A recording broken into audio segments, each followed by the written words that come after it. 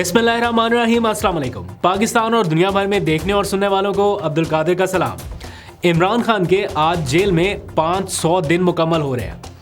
मतलब आप अंदाज़ा करें कि 2024 का पूरा साल ही जेल में गुजर गया। पिछला तो ऐड करेंगे ही करेंगे क्योंकि उसका भी एक बेशतर हिस्सा जेल में गुजरा, लेकिन पूरा एक साल जो कभी वापस नहीं आ सकता, वो दिन वो लम्हे जो कभी वापस नहीं आ सकते, वो भी इस एज में वो 2024 का पूरा साल जेल में गुजार चुके हैं। सियासी बहस अपनी जगह, सियासी इख्तलाफात भी एक साइड पर रख दें, लेकिन ये बात कहनी पड़ेगी कि इस स्ट्रेचर का आदमी जिसकी मुल्क के लिए खिदमात हैं, ये सलूक डिज़र्व नहीं करता था जो उसके साथ हुआ है। और जिस सेल में कोई 5 दिन भी ना निकाल सके, उन्होंने 500 दिन निकाल लिए हैं।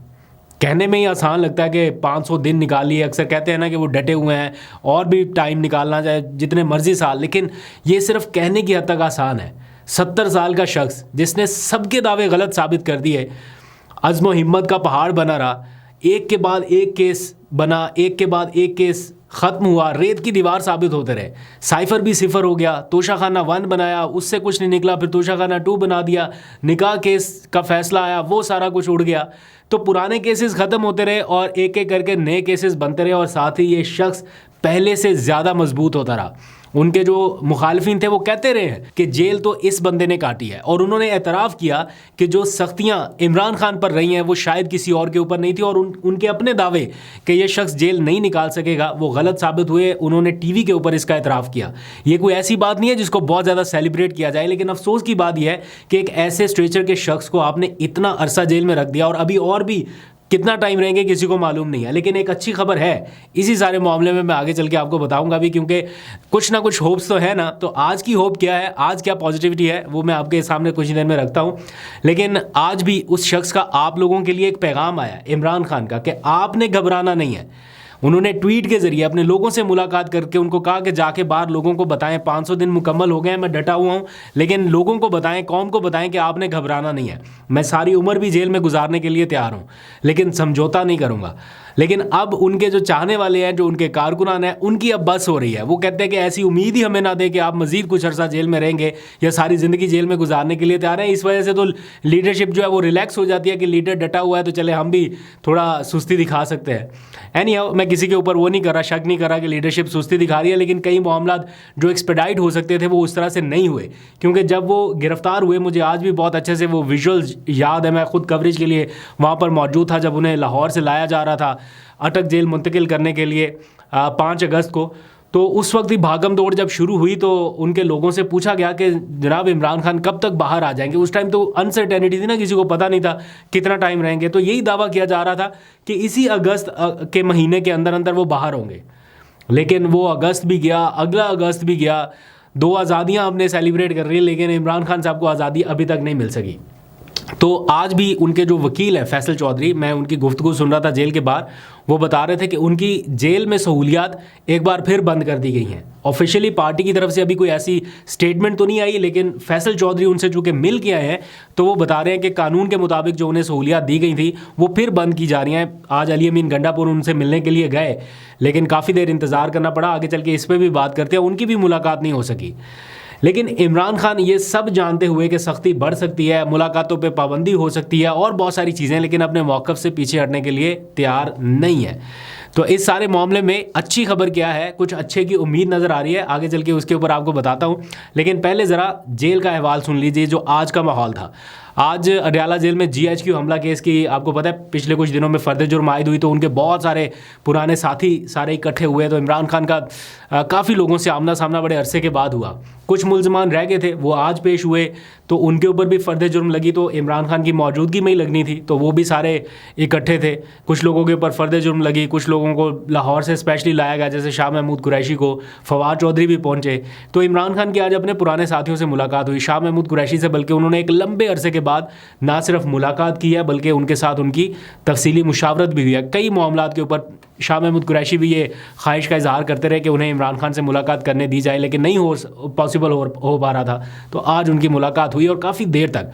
फवाद चौधरी इस मुलाकात के ऐनी शाहिद है, वो खुद भी मौजूद थे। तो उन्होंने इमरान खान और शाह महमूद कुरैशी की मुलाकात के ऊपर अपने ट्वीट में पूरा एक वो लिखा कि क्या माहौल था। वो कहते हैं कि मेरी आज इमरान खान से दूसरी मुलाकात थी, लेकिन इस मुलाकात में आज शाह महमूद कुरैशी भी तवील अरसे के बाद सियासी मुशावरत में शामिल हो सके और इन दोनों को यानी इमरान खान और शाह महमूद कुरैशी के जवान हौसलों को देखकर हमें नया वलवला मिला।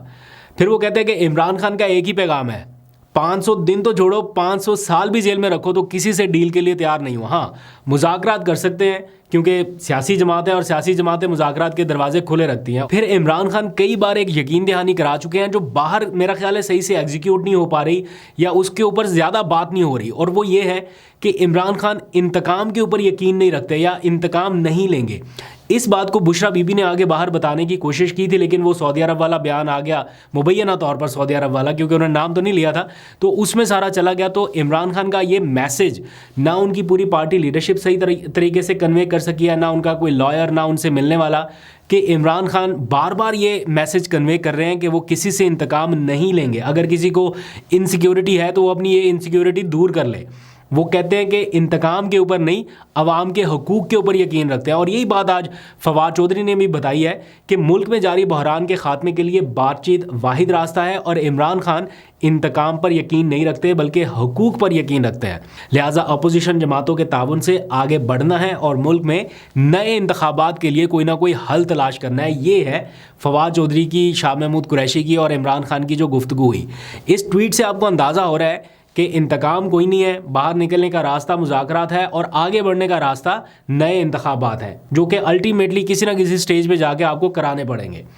अब इसी के साथ ये फवाद चौधरी की इमरान खान से गुफ्तगू और साथ में आप फैसल वाडा का आज का ताज़ा उनका जो बयान है, जो ट्वीट की शक्ल में उन्होंने किया, एक लम्हे के लिए ज़रा सा उसको पढ़िए। वो लिखते हैं कि आने वाले दिनों में वज़ीर आज़म और बिलावल की मुलाकात और PTI से बातचीत समेत, फोकस करिए ज़रा, PTI से बातचीत समेत जमहूरी मामलात को जमहूरी तरीके से ही सरअंजाम दिया जाएगा। ये वो अपनी ट्वीट में लिखते हैं और साथ में ये भी लिखा कि यही तरीका है बातचीत से आगे बढ़ने का और उम्मीद करता हूँ कि ये सारा कुछ जल्द होगा। बल्कि वो कहते हैं कि इंशाल्लाह मैं ये सब कुछ बहुत जल्द होते देख रहा हूँ। दैट मीन्स कि PTI से बातचीत होनी है। मेरी खुद भी कुछ जगहों पर बात हुई है, ज़्यादा तफसील में नहीं जा सकता, लेकिन जहाँ पर बात हुई है वो कहते हैं कि मुज़ाकरात तो अब होने हैं। अब असल चीज़ जो है ना वो टेम्परामेंट, वो माहौल, उसको बनाने में थोड़ा सा टाइम लगेगा, क्योंकि उससे पहले कुछ मामला तय करना ज़रूरी है। तो ये जो भी सारी कानूनी कार्रवाई है, ये सारा कुछ चलता रहता है, ये अंडू भी हो जाएगा, लेकिन असल चीज़ है बातचीत का दरवाज़ा खुलना।